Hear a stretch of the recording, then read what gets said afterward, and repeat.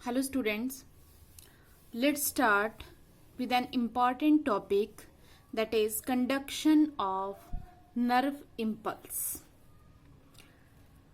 Now what is nerve impulse?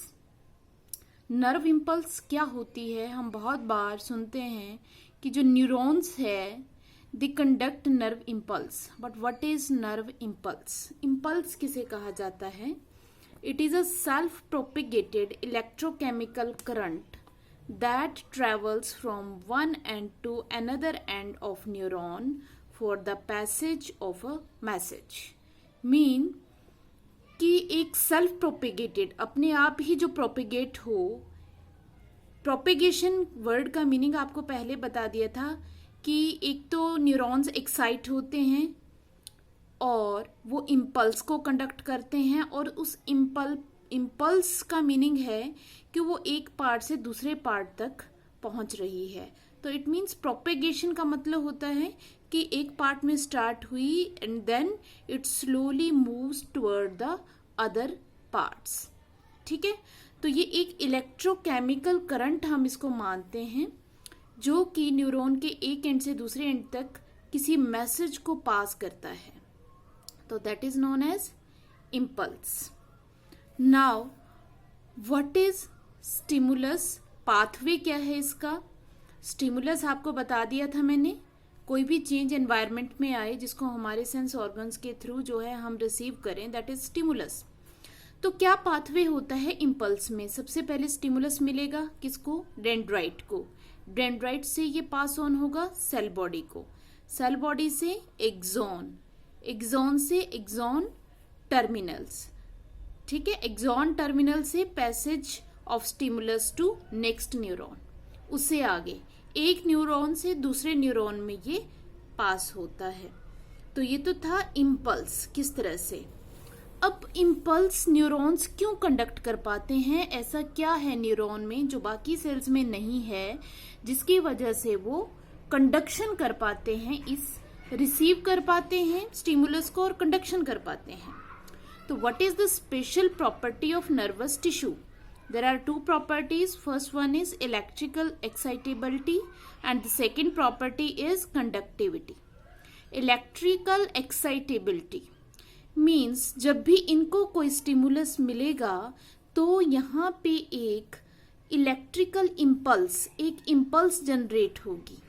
पहली बात तो एक्साइट कर जाते हैं, जैसे ही इनको स्टिमुलस मिलेगा ये एक्साइट कर जाएंगे, तो उसी को हम कहते हैं इलेक्ट्रिकल एक्साइटेबिलिटी. और एक्साइट होते ही ये जो है इनमें एक इम्पल्स जो है स्टार्ट हो जाती है.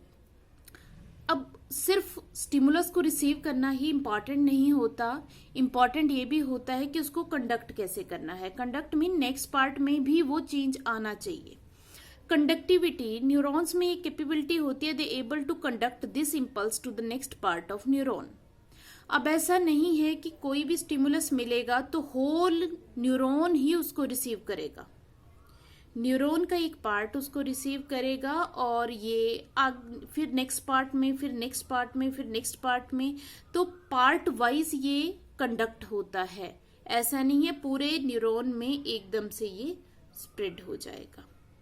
अब कुछ टर्मिनोलॉजी है जो यहाँ पे यूज होगी बार बार, तो उसका आपको पता होना चाहिए. What is resting potential? कई बार इसमें टर्म आती है resting potential, action potential. Polarized nerve fibre, depolarized nerve fibre या रीपोलराइज्ड नर्व फाइबर. सबसे पहले हम करते हैं रेस्टिंग पोटेंशियल. नाम से पता चल रहा है potential of a neuron at resting stage. Resting stage क्या हुई? जब उसको कोई भी स्टिमुलस नहीं मिल रहा, कोई भी स्टिमुलस नहीं मिल रहा, इट मीन वो रेस्टिंग स्टेज पे है. तो a resting nerve fibre show a potential difference between inside and outside of plasma membrane.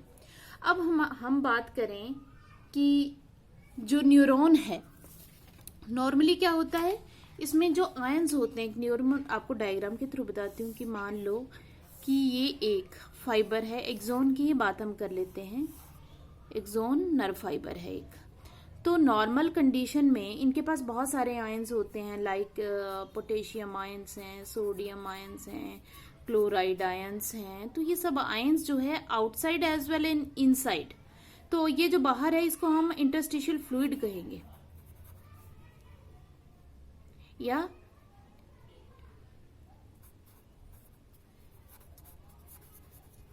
हम इसको कह सकते हैं एक्स्ट्रा सेलुलर फ्लूइड भी हम इसको कह सकते हैं, एक्स्ट्रा सेलुलर फ्लूइड। मेनली हम ये टर्म कम यूज करते हैं, हम यूज करते हैं extra cellular fluid, ECF word use होता है इसमें, ECF मतलब सेल के बाहर का फ्लूइड। तो इसको हम कंसीडर करेंगे एक्स्ट्रा सेलुलर फ्लूइड। जो इसके अंदर है वो हमें पता है एक्सोन के अंदर क्या था, एक्सोप्लाज्म या इंट्रा सेलुलर फ्लूइड, जिसको हमने एक्सोप्लाज्म कहा, जो इसका साइटोप्लाज्म है।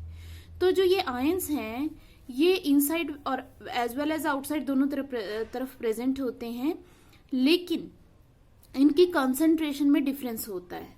जैसे बाहर पॉजिटिव आयंस ज्यादा होते हैं as compare to inner side, inner side में भी है पॉजिटिव बट बाहर ज्यादा है अंदर कम है, और अंदर वाली साइड नेगेटिव आयंस ज्यादा है, बाहर भी है नेगेटिव बट कम है। तो यहाँ पे आपने ये कंडीशन पहले याद रखनी है कि एक रेस्टिंग जो नर्व फाइबर है उसमें ये कंडीशन पाई जाती है। अब ये इसको कैसे मेंटेन किया जाता है, हम ये भी बात जानते हैं कि अगर कंसंट्रेशन का डिफरेंस हो तो हायर टू लोअर कंडीशन जो है ये मूव करते हैं, हायर टू लोअर। तो लेकिन यहाँ पे क्या मूवमेंट होती है या नहीं होती है? अगर होती है तो तब तो सेम हो जाना चाहिए इनका अमाउंट, तो क्यों नहीं होती है वो हम पढ़ेंगे। अभी आप रेस्टिंग की बात पढ़ेंगे कि जब इस कंडीशन पे कोई नर्व फाइबर है उसको कोई भी स्टिमुलस नहीं मिला है तो वहां पे आउटसाइड एक्स्ट्रा सेलुलर फ्लूइड जो है, extra cellular fluid is more positive as compare to inner side and inner side is negatively charged, हम ये मान के चलेंगे। तो ये रेस्टिंग है, तो अगर ये रेस्टिंग है तो इसको रेस्टिंग फाइबर को ही हम कहते हैं पोलराइज्ड, ये पोलराइज्ड फॉर्म में प्रेजेंट है, ठीक है। अब बात आ जाती है, अब हम देख लेते हैं रेस्टिंग पोटेंशियल की। Outside the axon membrane extra cellular fluid is positively charged with respect to inner side. मैंने अभी आपको बताया रेस्टिंग पोटेंशियल बेसिकली क्या होता है, difference in electrical charges across the membrane. हमने पढ़ा है, हम फिजिक्स में भी पढ़ते हैं कि जो चार्जेस होती है उसमें जो डिफरेंस होता है, दो जगह पे जो चार्जेस का डिफरेंस होता है उसको हम क्या कहते हैं, पोटेंशियल डिफरेंस। तो जो पोटेंशियल डिफरेंस है, resting potential is a potential difference in the electric charges across the membrane. तो दोनों, अगर हम दोनों की बात करें तो दोनों में जो चार्जेस का डिफरेंस है वो हमने वोल्ट्स में कैलकुलेट कर रखा है, क्योंकि जब भी आप रेस्टिंग फाइबर को किसी जो है इलेक्ट्रोड सोर्स से जोड़ेंगे और इसके जो भी पोटेंशियल है, डिफरेंस है पोटेंशियल का, उसको मेजर करना चाहोगे तो आपको वहां पे रीडिंग आएगी -70 मिली वोल्ट। तो -70 millivolt is the resting potential. ये जब मेम्ब्रेन रेस्ट पे है तो इतना डिफरेंस मिलेगा हमें in the concentration of ions. Now अब इसको मेंटेन कैसे किया जाएगा, अब ध्यान रखना है, डायग्राम के थ्रू बताती हूं आपको कि अब हमने ये बताया इसको मेंटेन कैसे किया जाएगा। अब नॉर्मली क्या होता है कि इनकी मूवमेंट अंदर पॉजिटिव की और इनकी बाहर होती रहती है। हालांकि परमिएबिलिटी मेम्ब्रेन की दोनों के लिए डिफरेंट है। नॉर्मल कंडीशन में जब एक न्यूरॉन पोलराइज्ड कंडीशन में है, रेस्टिंग पोटेंशियल पे है, उस टाइम जो ये मेम्ब्रेन होती है इसकी permeability is more for potassium and less for sodium. इसके लिए ज्यादा है, इसके लिए ज्यादा है और इसके लिए कम है। तो इसकी वजह से पोटेशियम आयंस बाहर ज्यादा मूव करेंगे और सोडियम आयंस अंदर कम आएंगे। अब किसके थ्रू आते हैं ये, इनके लिए स्पेशल गेटेड चैनल्स होते हैं, प्रोटीन्स, बेसिकली स्पेशल प्रोटीन्स होते हैं जो इनकी मूवमेंट्स को जो है कंट्रोल करते हैं। अब ध्यान रखना है कि एक मेम्ब्रेन के ऊपर सोडियम के लिए जो नॉर्मल गेटेड चैनल्स होते हैं वो कम होते हैं और पोटेशियम के लिए नॉर्मल आयन चैनल्स जो है वो ज़्यादा होते हैं। लेकिन अगर मान लो ये higher to lower concentration move भी करते हैं तो बाहर बहुत सारे पोटेशियम आयंस चले जाएंगे और अंदर आएंगे। तो अगर थोड़ा सा भी इस -70 मिलीवोल्ट में अगर चेंज आ जाए तो यहाँ पे एक पंप प्रेजेंट है, सोडियम पोटेशियम पंप। ये हमने पहले भी पढ़ा है। ये पंप एक बेसिकली एक प्रोटीन है जो एटीपी से ऑपरेट होता है। इस तरह की मेम्ब्रेन की बात करें तो इस मेम्ब्रेन, ये नॉर्मल जो हम सेल मेम्ब्रेन बनाते हैं उसी की तरह का स्ट्रक्चर है। तो यहाँ इसके ऊपर एक पंप है जो क्या करता है, सोडियम आयंस को बाहर निकालता है और पोटेशियम आयंस को अंदर लेता है। ठीक है, तो ये अपना काम करता रहता है। जैसे ही ये चेंज होता है तो ये सोडियम आयंस को बाहर निकाल देता है और पोटेशियम आयंस को अंदर ले लेता है ताकि ये -70 मिलीवोल्ट ही मेंटेन रहे। ठीक है, जब इतना होगा तो ये वर्क करना बंद कर देगा। जब इससे कुछ भी डेविएशन आएगी तो ये वर्क करना स्टार्ट कर देगा। और ये वर्क करता है बाय यूजिंग एटीपी। ठीक है, तो ये याद रखना है कि ये जो बाहर पॉजिटिवली चार्ज्ड है और अंदर नेगेटिवली चार्ज कंडीशन है, इसको किसने मेंटेन किया हुआ है? एटीपी। जो एटीपी एक पंप है, सोडियम पोटेशियम पंप जो एटीपी ऑपरेटेड है, इसने इसको मेंटेन करके रखा हुआ है। तो it is maintained by sodium potassium exchange pump. अब इसमें आपने याद रखना है कि जब भी ये एक एटीपी यूज करेगा तो ये 3 सोडियम बाहर निकालेगा और 2 पोटेशियम को अंदर लेगा। इट मीन्स ये सबसे ज्यादा किसके लिए वर्क कर रहा है? सोडियम के लिए। सोडियम के लिए वर्क करेगा तो बाहर इनको, सोडियम को बाहर ज्यादा निकालेगा तो बाहर पॉजिटिव चार्ज ज्यादा होगा। पोटेशियम को अंदर कम लेगा तो पोटेशियम का अंदर पॉजिटिव चार्ज क्या होगा? कम होगा। तो ये आपने याद रखना। अब बात आ जाती है नेक्स्ट। ये तो था resting potential. What is action potential? When a nerve fibre, अब जब भी कोई नर्व फाइबर को कोई स्टिमुलस मिलेगा तो जो पोटेंशियल डिफरेंस है इसमें एकदम से चेंज आ जाएगा। क्योंकि जो ये मेम्ब्रेन होती है न्यूरॉन की, ये स्टिमुलस को रिसीव करते ही इसमें बहुत सारे चेंजेस आ जाते हैं जिसकी वजह से पोटेंशियल जो डिफरेंस है वो रिवर्स हो जाता है। कहाँ पे? जहां पे एक्साइटेशन मिला है। और ये बहुत ही मोमेंटली होता है, थोड़े टाइम के लिए होता है। तो इसमें क्या होता है, पहले जो हमारे पास था वो था -70 मिलीवोल्ट।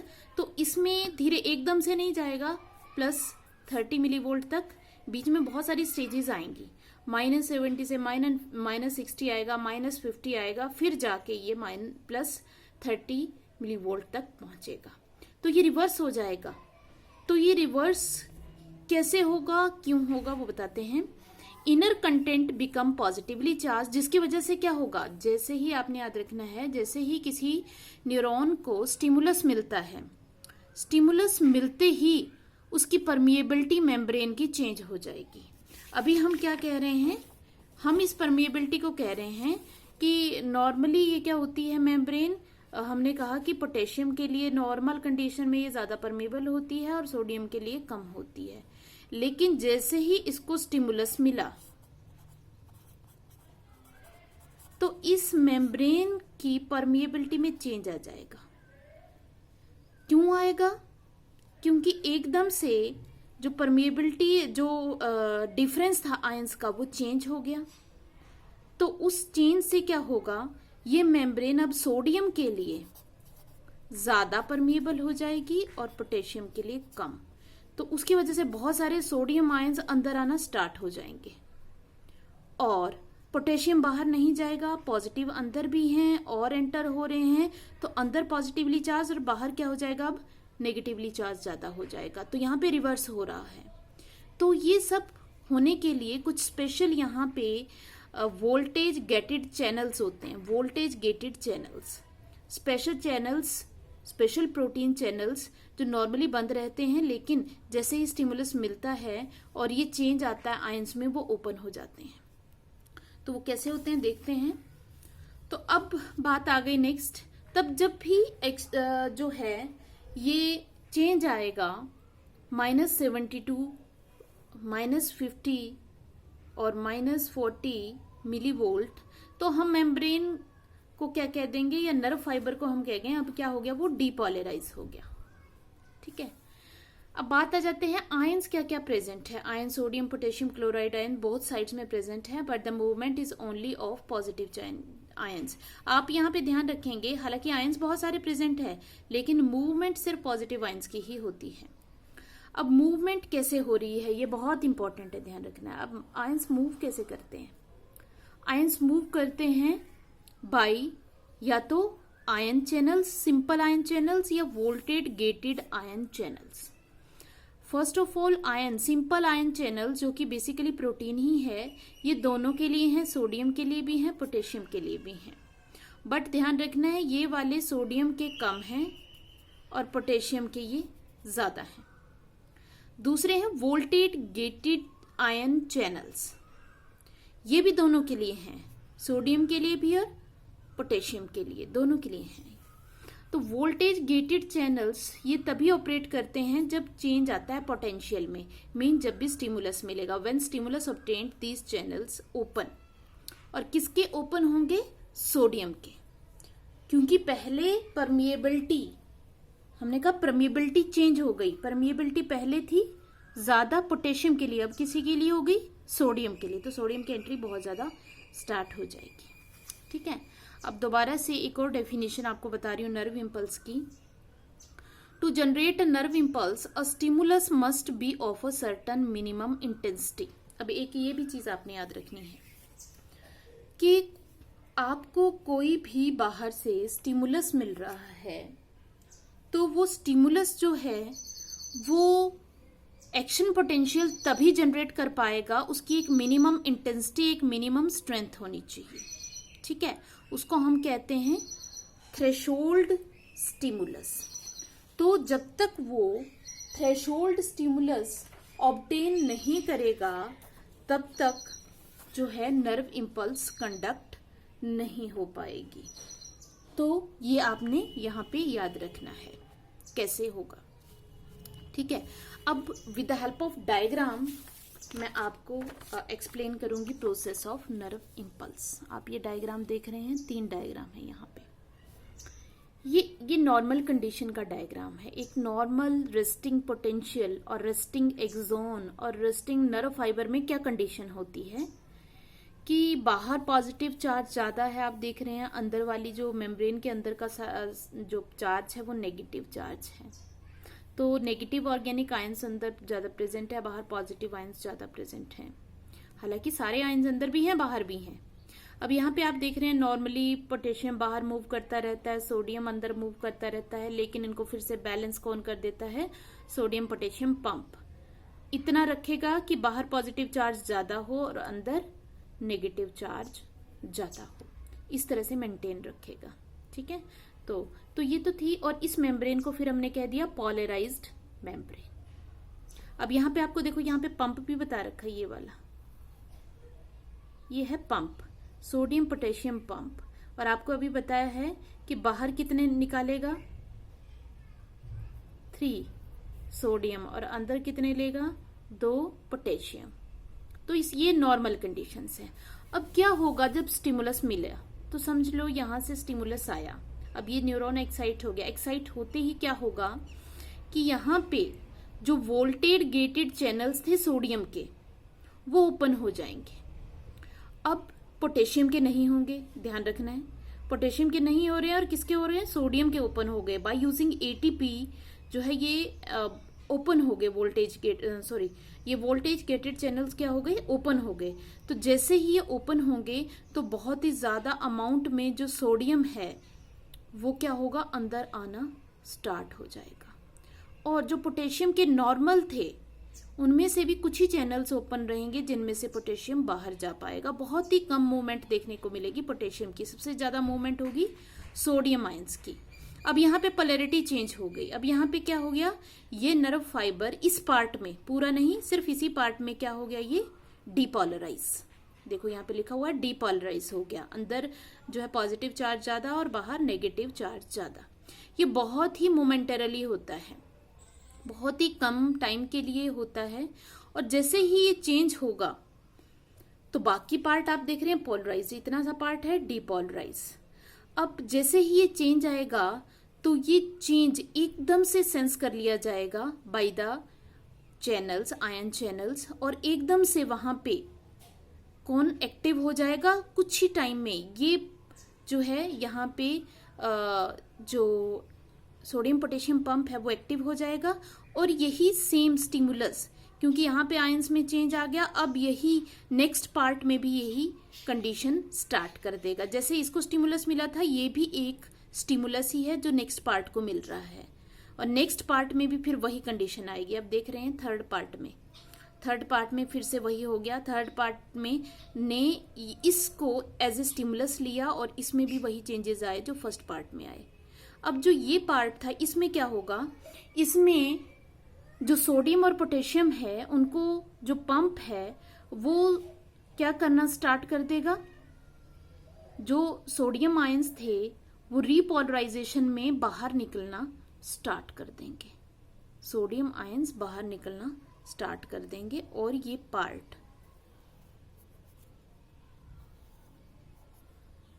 ठीक है, और पोटेशियम आयंस की बहुत ही कम मूवमेंट थी तो ये तो बाहर निकलते हैं, लेकिन सोडियम आयंस को भी ये बाहर निकालना पोटेशियम पंप स्टार्ट कर देगा, सोडियम पोटेशियम पंप। तो जब ये बाहर निकलना स्टार्ट होंगे तो दोबारा से रीपोलराइज होना ये स्टार्ट हो जाएगी, दोबारा नॉर्मल कंडीशन में आना स्टार्ट हो जाएगी। अब जैसे ये यहाँ पे ऑपरेट हुआ, यही नेक्स्ट पार्ट में, यही नेक्स्ट पार्ट में, यही नेक्स्ट पार्ट में, तो ये चलता रहेगा till the end of neuron up to synaptic knob. अब हम क्या देखते हैं कि जो नर्व फाइबर्स हैं वो दो तरह के होते हैं। जो नर्व फाइबर्स हैं उनमें क्या होता है कि माइलिनेटेड और नॉन माइलिनेटेड दो तरह के हम देखते हैं। तो ये यहाँ पे एक माइलिनेटेड न्यूरॉन आपको दिखाया हुआ है। माइलिनेटेड न्यूरॉन में क्या होता है, क्योंकि उसका जो ये वाला पार्ट है इसको बोलते हैं नोड ऑफ रेनवायर। नोड ऑफ रेनवायर पे माइलिन शीट नहीं होती है। माइलिन शीट क्या करती है, आयंस की मूवमेंट नहीं होने देती है बाहर, तो इट मीन्स मूवमेंट अंदर बाहर सिर्फ इसी पार्ट से होगी, नोड ऑफ रेनवायर में। तो आगे भी जो आयंस पास होंगे, ये ध्यान रखना, आयंस आगे नहीं जाएंगे, तो आयंस ये पूरे फ्लूइड में प्रेजेंट हैं। तो आयंस क्या होगी, उनमें जो चेंज आएगा वो यहां से यहां आएगा, कि यहां पे नेगेटिव हुए, यही स्टिमुलस आगे पहुंच जाएगा, इसने आगे स्टिमुलस पास कर दिया, यहां आप देख रहे हैं। इस तरह से स्टिमुलस नोड टू नोड जाता है, किसमें, माइलिनेटेड न्यूरॉन में, इसीलिए फास्ट जाता है ये। तो इस तरह के कंडक्शन को, जहां पे नोड टू नोड फास्ट जो नर्व इंपल्स ट्रांसफर होती है, तो उसको हम कहते हैं साल्टेटरी कंडक्शन।